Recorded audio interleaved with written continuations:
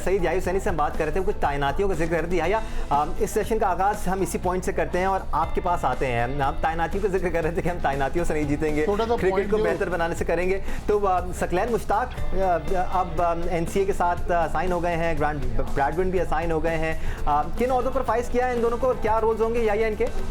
मैं दानिश याहिया के पास जाने से पहले श्योर सर, जो हम ब्रेक से पहले बात कर रहे थे, देखें कल 31 मई थी, पाकिस्तान क्रिकेट बोर्ड से 4 बंदे जो हैं वो रुखसत हुए।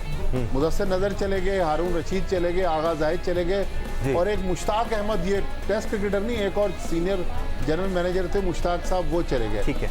तो पिछले चंद महीनों में पाकिस्तान क्रिकेट बोर्ड ने एक मैसिव ऑपरेशन किया है, जिसको उन्होंने कहा कि जी हम 60 प्लस या बड़ी उम्र के लोग नहीं रख रहे, अब यंग लोग क्रिकेट बोर्ड में आ रहे हैं। चले उन्होंने अपनी मैनेजमेंट टीम चेंज कर ली। इधर क्रिकेट टीम में ये हुआ कि Sarfaraz Ahmed, Mickey Arthur, Azhar Mahmood, Grant Flower, बेतहाशा लोग, यहाँ भी उन्होंने चेंजेस की, यहाँ भी एक नई मैनेजमेंट आ गई। अब देखें, अब सवाल ये है कि आपने अपने पसंद की मैनेजमेंट लिया है, टीम में भी, क्रिकेट बोर्ड हेडक्वार्टर में भी। अब क्रिकेट बोर्ड के पास जवाब नहीं है किसी गलती की, उनके पास गुंजाइश नहीं है, एक्सक्यूजेस नहीं रहेंगे। हाँ, टाइम तो मांगेंगे ना, बट टाइम तो मांगेंगे कि साल दे दे, 2 साल दे इन बच्चों को। तो भाई अब एहसान मानी के पास खुद टाइम नहीं है, एहसान मानी के पास 14-15 महीने टोटल रह गए, वो हम कितना टाइम दें? तो मेरा कहने का मकसद ये है कि भाई आपने हर चीज़ अपनी मर्जी की लिया है, अब टाइम है कि आप डिलीवर करके दें। अब आपके पास कोई एक्सक्यूज नहीं है। बिल्कुल भट्टी साहब, राइटली सेड। और अब मिसबा पर भी बहुत ज्यादा प्रेशर होगा, क्योंकि उनका भी जो वो हनीमून पीरियड था ना, जैसे हम शुरू में कह रहे थे, वो खत्म हो चुका है। आपका आगाज इतना अच्छा नहीं रहा है, आपकी performance as you was pointing out recently, Sarfaraz Ahmed के बगैर जो परफॉर्मेंस रही है वो भी इतनी अच्छी नहीं रही है। बट या हम जो ये सकलैन मुश्ताक और ब्रैडबर्न की तैनाती की बात कर रहे थे, is this going to play a role? क्योंकि दोनों हैं तो काफ़ी पहुंचे हुए लोग, चांद तक नहीं ले जा सकेंगे लेकिन इस टीम को वो बिल्कुल भी। और बात दरअसल ये दानिश के सकलैन मुश्ताक की आपने बात की। जी सर। जो उनकी पाकिस्तान क्रिकेट बोर्ड के साथ आखिरी असाइनमेंट थी, वो दूसरा करने वाले सईद अजमल को दूसरा ठीक कराने के लिए आए थे, उनका बाजू ठीक कराने के लिए आए थे और उनका करियर ही ख़त्म हो गया। और अब सकलैन मुश्ताक जो है, उनकी स्पेशलिटी जो है वो क्रिकेट की दुनिया में दूसरा के हवाले से, और इंटरनेशनल क्रिकेट में दूसरा ही बैन हो गया है। और सकलैन मुश्ताक अब क्या करेंगे? और मैं आजकल ये ढूंढ रहा हूँ कि सकलैन मुश्ताक जो अपने YouTube चैनल को भी ऑपरेट करते हैं, उन्होंने पाकिस्तान क्रिकेट के बारे में क्या क्या बातें की हैं। आजकल वो बड़ी तारीफ़ कर रहे हैं पाकिस्तान क्रिकेट बोर्ड की, क्योंकि जब आप तनख्वाह लेंगे तो फिर तारीफ़ तो करनी पड़ेगी आपको पाकिस्तान क्रिकेट बोर्ड की, पाकिस्तान क्रिकेट बोर्ड के ऑफिशियल्स की। तो अब सकलैन मुश्ताक साहब आ गए हैं, क्योंकि हम बात करते हैं कि हमारे अपने क्रिकेटर्स को आपको रिस्पेक्ट देनी चाहिए, उनको मौका देना चाहिए। देखें, मसला ये है यहाँ पर कि जिसका जो जॉब है वो अपने जॉब के अलावा दूसरे काम सारे कर रहा है। सकलैन मुश्ताक मेरा ख्याल है कि ग्राउंड पे ज़्यादा अच्छा काम कर सकते थे, अब वो आके जिस रोल में पाकिस्तान क्रिकेट के लिए काम करेंगे, और उनकी विकटें, उनके मैचेस जो उनके हेड हैं नदीम खान साहब, उनसे ज़्यादा हैं। अब लोग पूछेंगे यार नदीम खान साहब तो चीज़ों को हैंडल करेंगे, तो आज जिस तरह माजिद भट्टी साहब बता रहे थे एक दिन पहले, डे बिफोर यस्टरडे, मुदस्सिर नज़र डायरेक्टर एकेडमी, हारून रशीद साहब डायरेक्टर डोमेस्टिक, उन दोनों की जगह पर अब नदीम खान अकेले काम करेंगे। और ना तो उनके मैचेस नदीम खान के मुदस्सिर नज़र से ज़्यादा हैं, ना उनके पास हारून रशीद जितना तजुर्बा है। अब वो 2 in 1 हो गए हैं। अब वो किस तरह इन चीज़ों को लेकर चलेंगे, यहाँ पर देखना होगा। कुछ लोगों का ख्याल ये है कि यार नदीम खान को काम तो करने दें। भाई नदीम खान को बिल्कुल आप काम करने दें, लेकिन नदीम खान माजी में UBL के जिस महकमे के साथ एसोसिएट थे दानिश, उन्होंने तो नदीम खान के होते हुए अपनी क्रिकेट टीम बंद कर दी थी। तो नदीम खान के बारे में मुझे मज़ीद कुछ कहने या बताने की ज़रूरत नहीं है। ब्रैडबर्न टीम के साथ रहे हैं, और ये तो भी सिकंदर बख्श साहब फरमा रहे थे कि भाई एक क्रिकेट बोर्ड का बाबा आदम ही निराला है। सिस्टम आप लेकर आए हैं डोमेस्टिक का ऑस्ट्रेलिया के साथ, लोगों को आप इंग्लैंड से लेकर आ रहे हैं, टीम की फॉर्मेशन आप न्यूजीलैंड के साथ बना रहे हैं। तो ये जो खिचड़ी बन रही है ना, कोई इस वक्त टीम की परफॉर्मेंस। सकलैन मुश्ताक भी जहाँ तक अगर मैं गलत नहीं कह रहा तो ब्रिटिश पासपोर्ट होल्डर है। ठीक है सिकंदर, सकलैन मुश्ताक की तैनाती से मुतालिक आपकी क्या राय है? क्योंकि आपको नहीं लगता अच्छा नहीं है कि यंगस्टर्स के साथ काम करेंगे और जिस लेवल पे वो काम कर रहे हैं वो ही कैन प्ले अ रोल? कहते हैं उनको ये रोल दिया गया है कि वो इंटरनेशनल क्रिकेटर्स को बनाएं। अब इंटरनेशनल क्रिकेटर्स को बनाने का क्या मतलब है कि जैसे लोग पाकिस्तान टीम में हैं, फ़खर हैं, जिनके बल्ला सही नहीं आता, हम कह के वो स्पिनर बना लें। नहीं सुन तो लो, हाँ। क्या वो उनको सही करेंगे? या अगर कोई फास्ट बॉलर है जो बॉलिंग सही नहीं कर पा रहा, नो बॉलें ज़्यादा करता है, ये सब क्या उनको सही करेंगे? मेरी अपनी ज़ाती ओपिनियन ये है कि पाकिस्तान एक वाहिद मुल्क है जहाँ पे स्पिनर्स का फुकदान है। हमें तो ऐसा लग रहा है कि हमारे पास पिछले 4 साल से देखो दानिश, हम रो रहे हैं सर। मैं क्यों? हर प्रोग्राम में कहता हूं। इसकी वजह क्या है? क्योंकि आपने एक बंदे को अपनी टीम में एज अ स्पिनर फिक्स कर लिया और आप उसको रिप्लेस करना नहीं चाहते। मैं नाम लूंगा तो फिर मसला हो जाएगा। इमाद वसीम की मैं समझ रहा हूँ आप बात कर रहे हैं, आप शदाब की बात कर रहे हैं, आप यासिर शाह, ये 3 स्पिनर नए लोगों को आप पीछे से आने ही नहीं देते यार। आप ला ही नहीं रहे। आपके पास मैं समझता हूँ कि 4 बड़े स्पिनर भी हो तो आप 5वें और 6ठे की कोशिश करें। तो मेरी ये ख्वाहिश होगी कि सकलैन से जो काम हमने लेना है या क्रिकेट बोर्ड ने लेना है कि वो नए स्पिनर्स डेवलप करे। यार दुनिया में हर टीम के पास एक विनिंग स्पिनर है, मैच विनर है, हमारे पास है ही नहीं। कल यासिर शाह ने दवाई खा ली, जो लास्ट टाइम उन्होंने खाई थी उन पे पाबंदी लग गई थी, तो मतलब वो शायद बेगम की कोई कह रहे थे मैंने दवाई खा ली। अगर वो खा लेते हैं या कोई और स्पिनर खा लेता है तो हमारे पास है ही नहीं कोई स्पिनर, तो भाई उस पर कॉन्सेंट्रेट करें। मैं नहीं समझता कि और सिकंदर सकलैन को ये काम दिया जाए कि आप दूसरों को सही करें। आप सकलैन को एक काम दें कि जाएं, जिस तरह लाहौर कलंदर ढूंढता है आप स्पिनर्स ढूंढ के लाएं। अनफॉर्चुनेटली आप तो सिर्फ बॉलर्स की बात कर रहे हैं, बैटिंग के शोबे में भी हमने ये देखा है और पाकिस्तान की तारीख में आपको ऐसा नजर आएगा कि एक पोजीशन पर एक बंदा फिक्स हो जाता है तो उसको हटाने के बारे में सोचा भी नहीं जाता, चाहे वो जितना भी फेल हो जाए। हाँ, अनलेस आप गुड बुक्स में नहीं है। बट भट्टी साहब, हम ब्रैडमैन की बात कर रहे हैं। अब पाकिस्तान के लिए फील्डिंग कोच का मसला हो गया है, सुनने में आ रहा है मिसबाह को इख्तियार दिए गए कि वो फील्डिंग कोच सेलेक्ट करें। इनसे मुतालिक क्या खबरें आपके पास? और अगर ब्रैडमैन को एनसीए में लगाया है तो इनको भी 2 ओहदे दे देते, वैसे भी 2 ओहदों का रिवाज है। आज कल वो पाकिस्तान की फील्डिंग कोच भी बन जाते।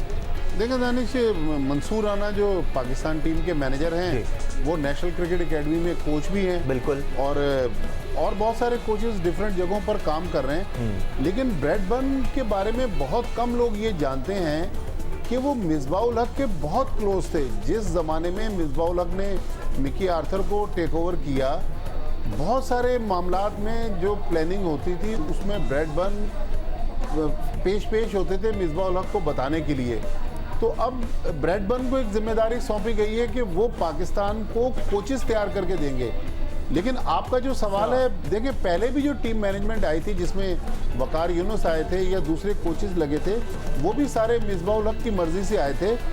अब देखना ये कि मिसबाह उल हक किस पे उंगली रखते हैं, जिस पे वो उंगली रखेंगे उसको बना दिया जाएगा। लेकिन दानिश, मैं थोड़ा सा हटकर, क्योंकि सिकंदर बख्श साहब टेस्ट क्रिकेटर हैं जी, मैं कल एक टीवी चैनल पर नदीम खान को सुन रहा था। उनसे जब पूछा गया कि हाई परफॉर्मेंस सेंटर का क्या कॉन्सेप्ट है, तो सकलैन मुश्ताक की बात हुई। उन्होंने कहा कि सकलैन मुश्ताक, मिसबाह उल हक, एजाज अहमद जो अंडर 19 टीम के हेड कोच हैं और रीजनल कोचेस के साथ राब्ते में रहेंगे। किस कोच को किस प्लेयर की ज़रूरत है, मिसाल के तौर पर स्पिनर की अगर मिसबाह उल हक को ज़रूरत है तो वो सकलैन को कहेंगे कि आप इनको स्पिनर तलाश करके दें। तो मेरा सिकंदर बख्श साहब से सवाल ये है, क्या कि दुनिया में ऐसा मैकेनिज़्म है कि आपने आइडेंटिफाई किया बंदा कि भाई इनको स्पिनर चाहिए, वो 3 स्पिनर पकड़ के ले आए कि भाई आप इसमें से एक स्पिनर पाकिस्तान टीम में ले लें।